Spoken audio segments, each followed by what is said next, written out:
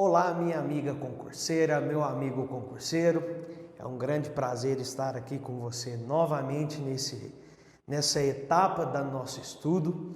Meu nome, só para lembrá-los, é Pedro Henrique. Eu estou acompanhando vocês aqui na nossa matéria de História da Educação e hoje nós vamos dar continuidade ao nosso trabalho. Lembrando que a gente já falou lá do método de educação, observação e reprodução da nossa época primitiva, passamos ali pela antiguidade oriental e ocidental e hoje nós vamos começar uma nova fase, que é a fase conhecida como a fase da Idade Média. Só que para que nós possamos começar a entender essa Idade Média, é muito importante nós entendermos o período que ela está alocada e basicamente como que ela se estrutura aí nesse período. Diga-se de passagem, pessoal, a Idade Média ela deu tão certo que ela durou praticamente 1000 anos, correto? Então ela sai ali do finalzinho ali do século V até o século XV. Ou seja, são 10 séculos onde há um processo de formação, sedimentação, clímax e, obviamente, a crise desse período. E isso nós vamos ver relacionado à perspectiva da história da educação, ok? Então, vamos lá. Basicamente, quais são as características da sociedade, portanto, da Idade Média, da sociedade medieval? Nós temos, acima de tudo, que entender que a Idade Média se forma após a crise do Império Romano, onde nós temos as invasões daqueles povos conhecidos como os povos bárbaros, que vêm de várias regiões ali, próximo ao antigo Império Romano, e através desse processo de invasão vai se formando aí esse novo sistema. Esse sistema que estará imerso naquilo que a gente chama de modo de produção feudal, que nada menos e nada mais também é a estrutura que nós iremos discutir aqui. Portanto, com esse processo de formação desse momento, nós temos um processo de ruralização da sociedade, em busca de segurança, em busca de moradia, em busca de poder ter um lugarzinho para produzir, para sobreviver. A grande maioria daquelas pessoas que viviam em cidades urbanizadas romanas, elas começam a fazer um caminho das cidades romanas para o campo feudal. E aí basicamente vai surgir uma estrutura chamada colonato, que seria a servidão, e tudo isso vai formando inicialmente a Idade Média. Basicamente, esse processo ele vai sendo construído ao longo do século V em diante, porque essas invasões elas tendem a permanecer até por volta do século VIII, século IX. Então, nós teremos o processo de formação de caminho dessas pessoas para o campo, enquanto essas invasões vão ocorrendo. E basicamente, então, nós teremos uma sociedade ruralizada, uma sociedade marcada, portanto, de uma vida campesina, uma vida no campo, uma vida que está ligada, portanto, à perspectiva, deixa eu pegar meu pincel aqui, ligado à perspectiva da terra. Se lembrem sempre, a terra é um dos principais meios de demonstração de poder durante a Idade Média. Estou dizendo que esses camponeses são poderosos? Não estou dizendo isso. Eu estou dizendo que eles vão morar na terra de algumas pessoas que são sim poderosas, porque acumulam essa grande quantidade de terras. Essa sociedade ela é hierarquizada, portanto nós temos uma hierarquia e essa hierarquia ela vai ser difundida também por preceitos o quê? Cristãos. Uai, senhor, até mesmo a hierarquia, até mesmo esse processo de estamentação da sociedade é justificado, portanto, pela perspectiva cristã, sim. Tanto é que nós teremos aqui várias teorias que embasarão essa sistemática, como, por exemplo, a teoria da Santíssima Trindade, A teoria da Santíssima Trindade lá da Idade Média é de que nós temos um Pai, Filho e Espírito Santo e, portanto, nós temos níveis sociais, bem como a Santíssima Trindade. O clero representaria aquele que é Pai, a nobreza o Espírito Santo e os servos representariam os filhos. E, portanto, justifica a ideia estamental. Se você nasce servo, você morre servo. Por quê? Porque Deus quis. Você nasceu nobre, então você vai morrer nobre. Mas por quê? Porque Deus quis. O clero é uma coisa diferente. Ele foi chamado à conversão, mas uma vez que ele se torna clérigo, nunca mais ele é destituído. Salvo algumas raríssimas exceções que não vêm ao caso. Eu quero que você se atenha a essa regra, portanto, a regra da teoria da Santíssima Trindade, que, portanto, justifica essa hierarquia social, essa estamentação. Olha só que interessante. De forma muito sutil, eu toquei no assunto, então, da formação pedagógica, da formação educacional da Idade Média. Você vai ver que o principal meio de organização da educação é uma educação religiosa, que vai se curvar, portanto, frente às Sagradas Escrituras. Uma pedagogia de moral, de respeito, ok? Então, basicamente, pessoal, nós temos essa estrutura onde nós teremos uma curva, uma referência de organização da sociedade vinda, portanto, do clero. E olha só que interessante, essa estrutura social também é uma estrutura que vai delimitar quem terá ou não acesso àquilo que a gente chama de educação. Portanto, basicamente, pessoal, nós temos que entender que a estrutura social vai dar acesso a uma educação, vamos dizer assim, uma educação familiar à nobreza e uma educação mais completa para os clérigos. Eu falei de servo? Não falei. Então quer dizer que os servos também estarão fora do processo de formação educacional durante a Idade Média. Além disso, é importantíssimo nós destacarmos o seguinte, deixa eu pegar meu outro pincel aqui. Bom, peguei os três e aí acabou essa história, né? E aí, pessoal, dentro da perspectiva, portanto, dessa Idade Média, uma das principais características é essa daqui, ó. A presença da instituição mais poderosa, olha aqui para mim, olha aqui para mim, olha aqui para mim. A instituição mais poderosa que nós temos na Idade Média é a igreja.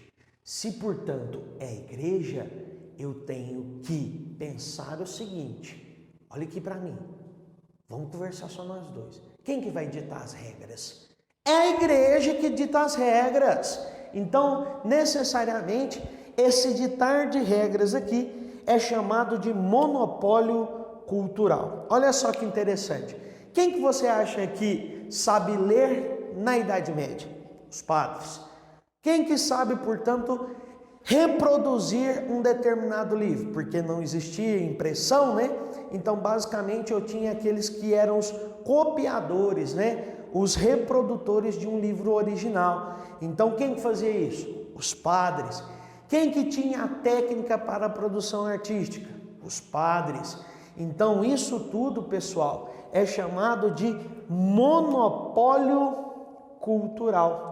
E esse monopólio cultural dá à igreja uma situação poderosíssima. Lembra aí do nosso segredo? Quem que é a maior instituição e a instituição mais poderosa desse período? Obviamente a igreja.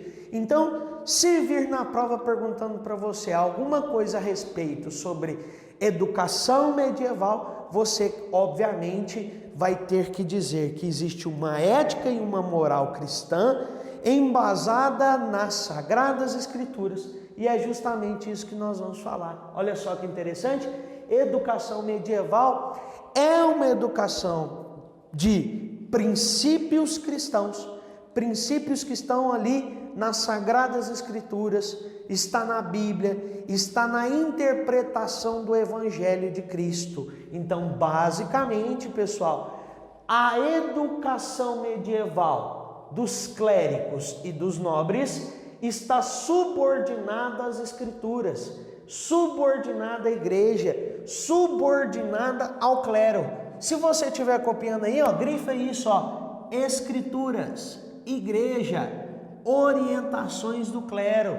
E aí você vai se lembrar sempre que essa educação, ela está sedimentada, portanto, nessa discussão ética moral. Olha só que interessante. Aqui nós podemos destacar o seguinte, que, portanto, através do monopólio da cultura, da igreja, somada a essa perspectiva que a educação está subordinada às Escrituras, à igreja e ao clero, nós podemos dizer que há uma concentração de conhecimento. O que é essa concentração de conhecimento? É nada menos e nada mais de que tudo aquilo que se conhece, tudo aquilo que se estuda, tudo aquilo que se é ensinado, basicamente parte dos princípios clérigos, parte de alguém que tem o poder de fala nesse período. E quem tem o poder de fala aqui, dentro da Idade Média, volta aí no seu caderno, não é a instituição mais poderosa, que é a Igreja Católica? Então eu te pergunto, quem é que vai ensinar, quem que vai educar, quem que vai construir uma pedagogia durante esse processo aqui? Justamente a Igreja Católica. Mas é muito interessante nós pensarmos nessa lógica aí, obviamente, de singularizar o conhecimento. Mas em contrapartida, a nossa sociedade aqui tem algumas relações sociais permeadas também na sua construção. De cara eu tenho que te falar que nós temos uma relação de nobre entre nobre, que portanto é uma relação chamada de comitatus, ok? Enquanto nós temos uma relação de um nobre com um servo, que é chamado de colonato. Mas eu quero focar no comitatus, nessa relação de nobre com nobre. Olha só que interessante. Na relação de nobre com nobre, existe trocas interessantes e princípios morais muito fortes. Então há a ligação de um determinado nobre com outro, justamente por laços de fidelidade militar, por exemplo. E agora, adentrando ainda mais nesse núcleo de relações, muitas vezes existia aquilo que a gente chamava de educação familiar, ou seja, os nobres de uma determinada família, conhecendo das Sagradas Escrituras, tendo acesso às orientações do clero, ele trazia esse conhecimento para o seu núcleo familiar e dali ele disseminava para os seus descendentes. Isso, portanto, é conhecido como uma educação familiar que está concentrado na nobreza. Mas o intuito básico, olha só que interessante isso e importante, o intuito básico dessa educação familiar é basicamente criar um código de conduta. Entre esses, a relação de nobre com nobre. Portanto, eu vou ensinar o meu filho a se relacionar nessa classe social entre nobres. Vou ensiná-lo o código de conduta de respeito ao outro nobre. Vou ensiná-lo a ter educação, ter uma relação diplomática, ter uma retórica de discussão, ter um posicionamento com essa classe.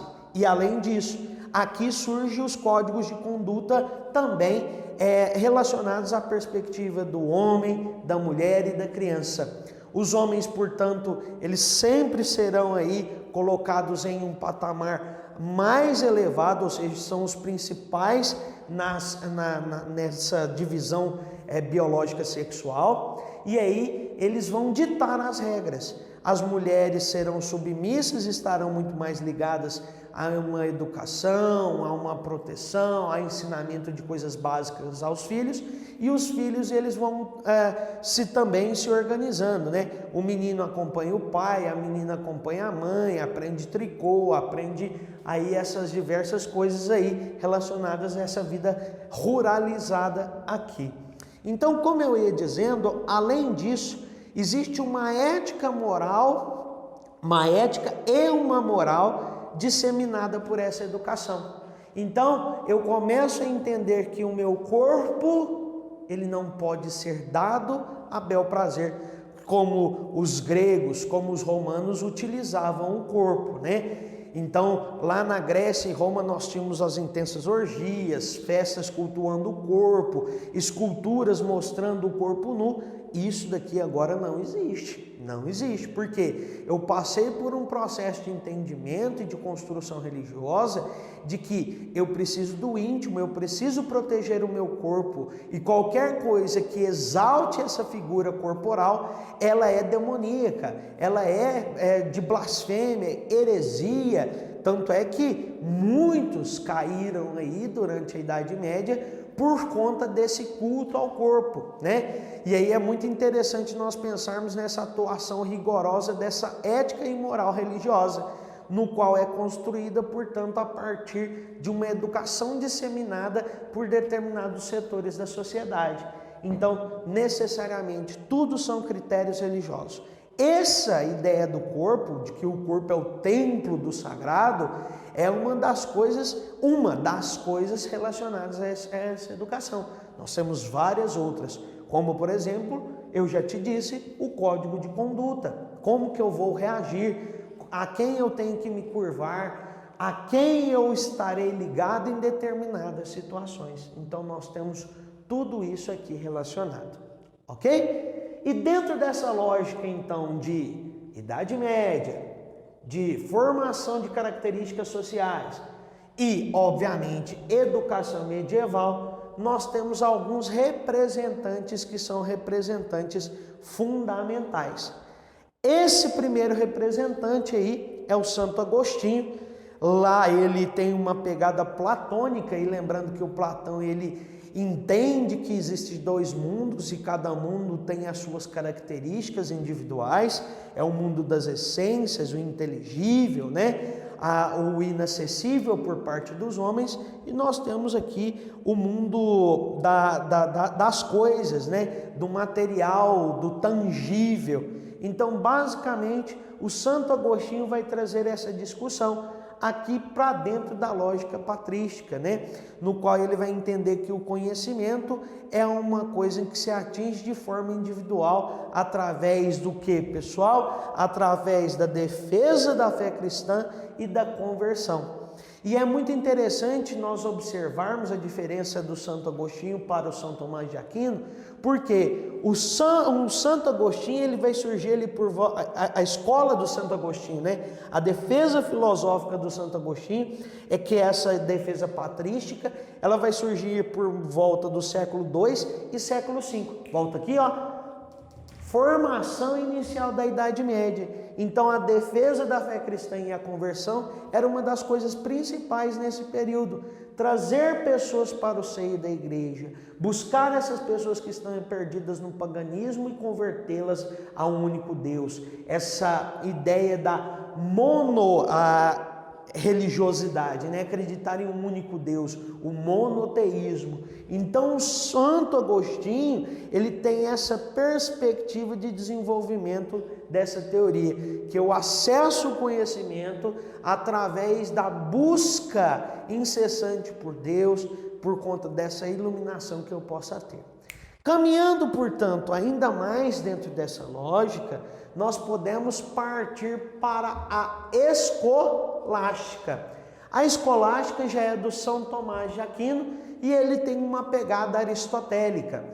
De forma, a grosso modo, né? O que Aristóteles defende em um dos seus vários pensamentos?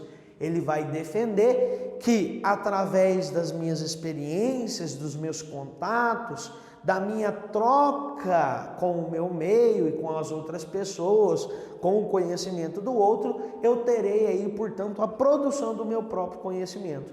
E aí, obviamente, que São Tomás de Aquino absorve isso, faz algumas novas interpretações, não é ao pé da letra, né? Obviamente, e aí surge essa escola chamada escola escolástica.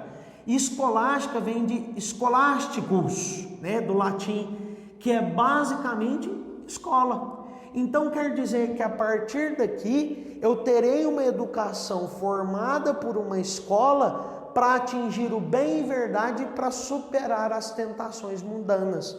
Então, São Tomás de Aquino tem essa ideia de que, através do meu conhecimento, através do acesso das discussões científicas, não científicas, mas através das discussões da educação, eu consigo atingir a verdade, atingir o bem. E sempre pautado em quê? Nas Escrituras, na Bíblia, nas orientações cléricas, né? E aí, basicamente, através disso, atingindo o bem e a verdade, obviamente que eu teria a superação das tentações mundanas, né? Eu me desvincularia dos desejos da carne, eu me desvincularia dos pecados, das heresias, dos maus pensamentos, da cabeça que fica vazia e, portanto, seria oficina do diabo, né? Nós utilizamos esse ditado aí. Então, obviamente que nós superaríamos essas tentações mundanas. Isso tudo, concentra aqui comigo. Isso tudo através da educação, dentro da perspectiva da escola escolástica, do pensamento escolástico. Ok? Espero aí que você tenha entendido esse ponto fundamental deste processo aqui, que aí nós podemos discutir, portanto, que é dentro dessa teoria escolástica que vai surgir as primeiras universidades com esses cursos aqui, ó, Direito, Medicina e Teologia. É importante salientar que nós já tínhamos algumas escolas, principalmente entre os padres, entre os clérigos, que estudavam algumas coisas. Tanto é que nós temos aí o desenvolvimento de uma pedagogia de evangelho, né? Então ligada à perspectiva evangelista. E aí, basicamente, essas escolas já defendiam esse tal de trivium e quadrivium. O que significa isso? Nessas escolas já se ensinava arte, já ensinava gramática, já se ensinava retórica através do trivium. E além disso nós tínhamos o quadrivium, né? Que é basicamente aritmética, música, geometria e astronomia. E é isso nas escolas, porque eu estou falando justamente do surgimento das universidades. Essas universidades de Direito, Medicina e Teologia, obviamente que sempre submissas aos ditames e orientações do clero, da igreja, da Bíblia, das orientações dos princípios cristãos, eles vão manter o estudo desse trivium, desse quadrivium, né? Então ele vai fazer parte desse complexo processo de formação das pessoas durante essa idade média, ok? Então nós precisamos recapitular o seguinte, que essa sociedade ela vai focar, olha aqui, ele vai focar no ensino de duas grandes classes sociais, clero e nobreza, o clero de uma forma mais completa e a nobreza com a educação familiar. Lembrando sempre que existe uma ética e uma moral subordinada às escrituras, à igreja e às orientações do clero. E por fim, nós podemos dizer que com isso tudo há uma concentração de conhecimento, ou seja, haverá uma classe que irá ditar o desenvolvimento dessa educação aqui. Fechou? Então, os principais representantes é o São Tomás de Aquino e o Santo Agostinho. E é interessante que algumas questões trabalham essa discussão entre patrística e escolástica. Senhor do céu, eu preciso necessariamente saber o nome e a teoria do cara? Ah, precisa, né? Porque isso vai ser o seu diferencial lá na hora da prova. E você aqui comigo acabou de ver essas principais ideias aí para a resolução da prova. Não se esqueça também do trivium e do quadrivium, ok? E da grande evolução com o surgimento das universidades de Direito, Medicina e, obviamente, Teologia, ok? E aí, portanto, nós finalizamos aqui a discussão da educação da Idade Média e eu quero aí finalizar com essa principal discussão que vai aqui do século X, XI até o século XV. Por que eu coloquei 10, 11? Porque ainda nós não temos de fato uma concordância sobre o final da sobre o início da crise da Idade Média, ok? Então nós estamos falando de um período de tempo, de um determinado período. E olha só que interessante. No século X, XI, ali já pós ao clímax da sociedade feudal, nós tivemos alguns problemas com a terra. Nossa, eu te dei uma informação importante, ó. Olha aqui. Eu te falei que a sociedade era ruralizada. E o que dava poder aos indivíduos? A terra. Então, se eu tenho um problema com a terra, que tipo de crise que eu tenho? Uma crise econômica. E essa crise, ela vai se desenvolver a partir desse período de tempo aqui, ó. 10 e 11. A terra deixa de produzir, nós temos aí um volume de pessoas muito grande no campo, ok? Não que nós tínhamos um problema inicial com a fome ainda, mas existia toda essa problemática de escassez de terras. E aí essa escassez de terras poderia gerar outros problemas. Mas, com essa escassez de terras, nós tivemos ali uma reunião chamada Concílio de Clermont-Ferrand, ok? E basicamente lá nessa reunião, padres, nobres, ok? Representantes, portanto, dessa alta classe aqui, ó, dessa alta classe, nós tivemos, portanto, essa reunião que desenvolveu um grande período de guerras, né, nesse período aqui, que é justamente o que? As famosas cruzadas. E olha só que interessante o conceito de cruzada. É um movimento militar e religioso que tem o intuito de expulsar os árabes, bem como também expandir o cristianismo sobre o Oriente, recuperando o Santo Sepulcro e Jerusalém. Olha que doido. Então, não é um processo de expansão? Sim, é um processo de expansão territorial. Então, eu consegui em partes o sucesso dessas cruzadas? Em partes. Mas em outras nós tivemos um verdadeiro fracasso. Mas nós tivemos sim a expansão dessas terras. E com esse processo de expansão com as terras, aquelas antigas rotas comerciais que foram fechadas com a formação do feudalismo, elas foram reabertas. E obviamente, rota comercial aberta significa que haverá o reinício, o renascimento, portanto, comercial. E esse renascimento comercial, ele não vai se dar dentro dos feudos, ele também vai se dar nas cidades. As cidades, então, vão precisar de uma moeda para estabelecer esse comércio, portanto, nós teremos o renascimento monetário. E tudo isso vai dinamizar contatos, vai dinamizar classes. E aí vem uma classe, mas olha aqui, vem uma classe com uma força extraordinária lá do fundo, mas lá do fundo mesmo, daquilo que a gente chama de classes submissas sociais. E ela vem com tanta força e vai tomar conta desse comércio aí que eu estou te falando. Beleza? O comércio de longa distância, com o Oriente, com as Índias. E aí, obviamente, as rotas comerciais foram reabertas e aí nós temos a ascensão de uma classe social. Essa classe social é chamada de burguesia. Beleza? Tranquilo. Eu sei que é muita informação, mas você vai conseguir aí absorver com tranquilidade. Além disso, aquelas terras recuperadas, nós vamos utilizar elas de forma muito intensa. Quais terras, professor? Aquelas terras que nós conseguimos adquirir com a expansão das cruzadas. Nós vamos usar ela intensamente. E aí, a falta de responsabilidade com essas terras vai causar o quê? Um impacto ambiental muito forte.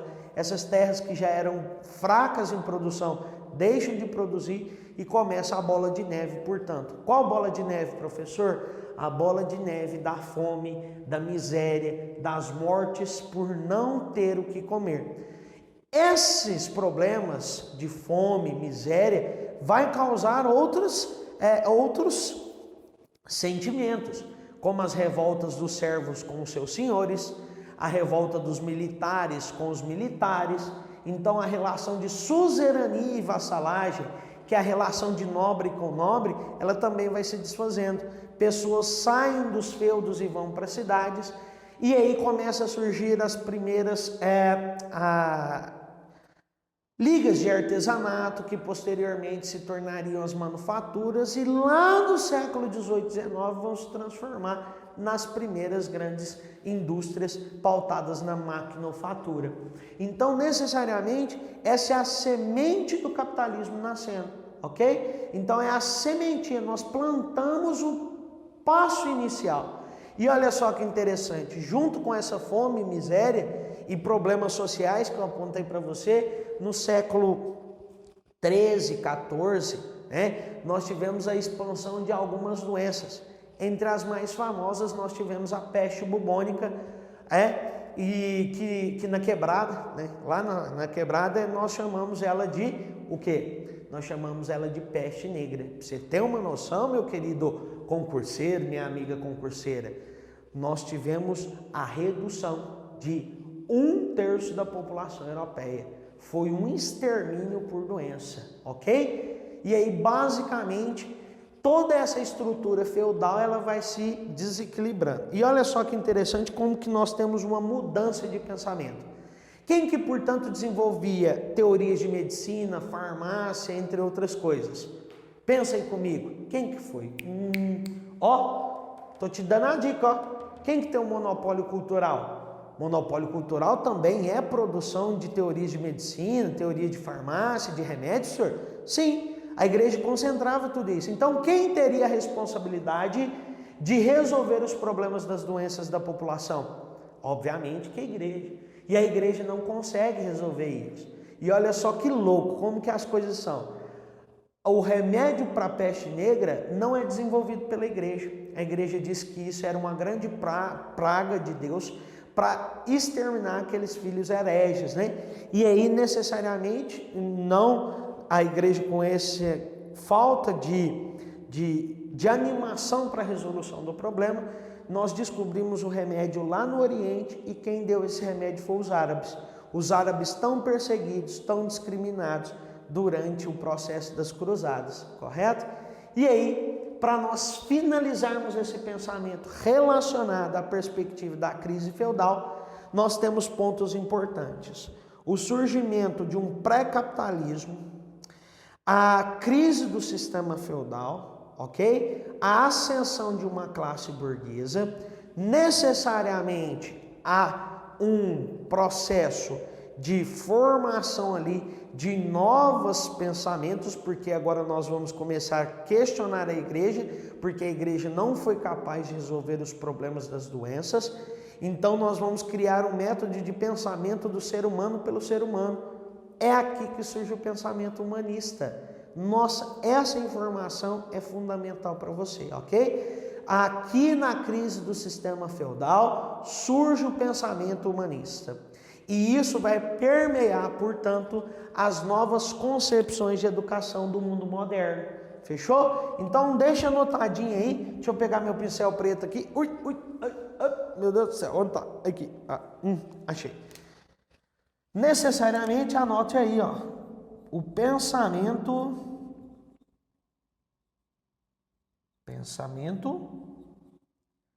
humanista.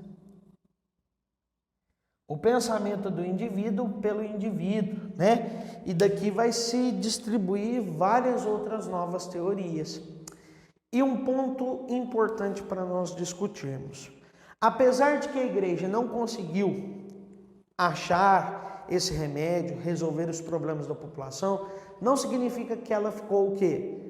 Perdeu o poder, que ela ficou pobre, não. Ela ainda vai continuar como uma das principais instituições do mundo.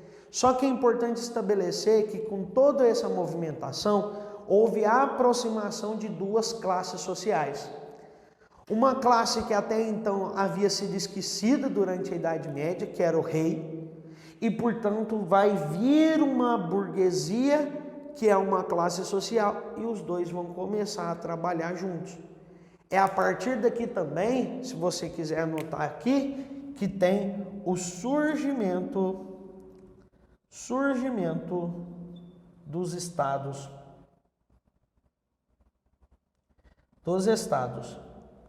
nacionais. É aqui que está nascendo, pessoal, aquilo que todo mundo chama de absolutismo. Olha lá, anotadinho para você.